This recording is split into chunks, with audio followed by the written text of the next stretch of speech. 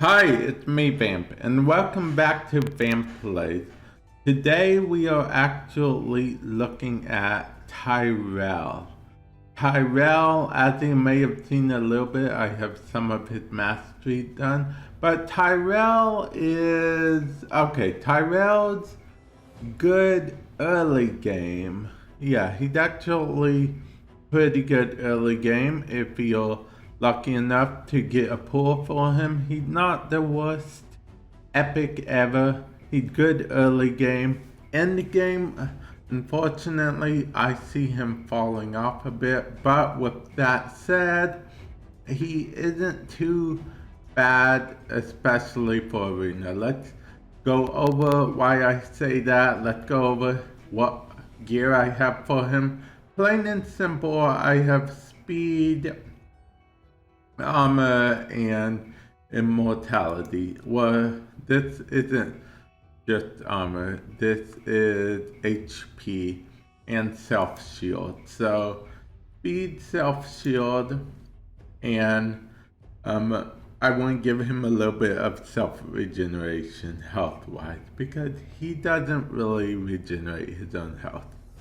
And yes, my boots and everything don't always have the right stats per se, but that's because he's, in my opinion, like I said, he's good early game, but late game he falls off a bit. But let's get into why he may be good early game, and he's okay against the easy clan boss and even the normal clan boss. You know, when you're just beginning, you pull him.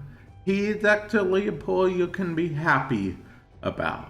So let's get into his skills, shall we? Okay, his first skill is attack one enemy 2 times. Each hit has a 40% chance of placing a 50% decrease attack debuff for 2 turns. Damage inflicted is proportional to defense. Now this is really good against the clan boss, if I'm being honest. You're decreasing the clan boss's attack, so it's less likely that they'll be able to destroy you right away. Now, this really isn't very helpful in the arena per se, but at the same time, there you go. And he attacks twice, so that means he could potentially be useful in places like the Fire Knight dungeon area where you need a champion that can attack more than once. And let's move on to his second ability, which is actually an ability that is useful everywhere, oddly enough. Attacks all enemies, AoEs are always good. Had a 75% chance of placing a 60% decrease defense debuff for 2 turns. If the target is under a decreased attack debuff, it will place a sleep debuff for 1 turn. Damage inflicted is proportional to defense. Now, the reason why I say this is good everywhere because bosses can actually be infected with a decreased defense. They are affected by that, so that is pretty cool. Bosses cannot be put to sleep, but they can be decreased defense. And in the arena, decreased defense is okay. So there you go. Preemptive strike attacks one enemy, decreases the target's turn meter by 50%. If the attack fully depletes the turn meter, it will place a stun debuff for 2 turns. Damage inflicted is proportional to defense. Now I'll be honest, I don't get the stun most of the time, but this hits harder than his main attack, so, you know, it's definitely one of those things that if you have it, there's no reason not to use it. So, yeah. And now finally his aura. Increases allied defense in all battles by 25%. In the arena that can be good, usually speed aura is better, but if you have to do defense, fine. In non-arena, like against the clan boss and stuff, again, defense is fine if that's what you have to do. But the fact that it says in all battles means that it counts in the clan boss as well. Because the clan boss is in a dungeon, isn't a crypt, isn't an arena, obviously. So, you know, if the thing doesn't say all battles, it doesn't work for the clan boss. So this being in all battles makes it actually useful against the clan boss in some sort of way. Now, before I end this, we're going to look at Masteries. Now, as you see, I actually have him at 71 greens right now. I think what I would probably do is, if I was going to switch up his armor and switch up his thing. Now, I was going for an offensive build with him, but honestly, he's a defense character.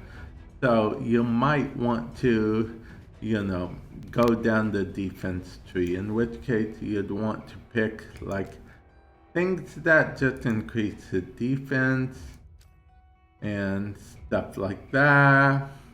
Here you want to go accuracy to increase the chance that he will actually proc what you need to proc him to debuff the enemy. You'd go here for more accuracy.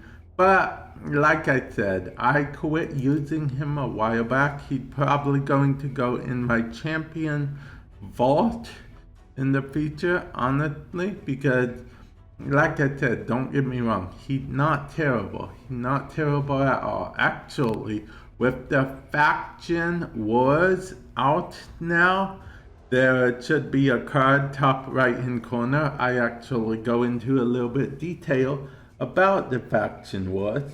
With that out, you might actually want to keep him out. He is a high elf. So definitely keep that in mind. Like I said, he's not like top dog per se everywhere, but with the faction wars, you'll have to go with certain factions. So he can be one of those numbers there. He may not be main group potential in my eyes. That's just my eyes, because I'm late game right now. I'm not early game like I used to be a long time ago. So definitely keep that in mind. Actually, you know what? This whole thing I have going on here might not be that bad, honestly. It might not be that bad because, okay, look, critical rate, damage. See, I know it's a little misleading because it says attack tree, but you know, there's no specific attack things here. So yeah, this is actually a good tree. I don't know why I was second guessing myself. But yeah, that is my Tayrel champion guide. Let me know what you think. Let me know how you have him built, if you even still use him anymore. I used him like crazy when I first got him. He was one of my first epic characters, and he helped me through the main story mode on hard, on brutal. He helped me. Right now, he's not as useful. I don't have him on my main party anymore, but like I said, he's good early to mid game. And with that, I'll catch you guys in the future. Hopefully this helped you. If it did, feel free to smash that like button. If you want to be notified right when a video of mine goes live, feel free to punch that bell icon. And if you're not subscribed already, consider subscribing. And I'll catch you guys in the future. Later.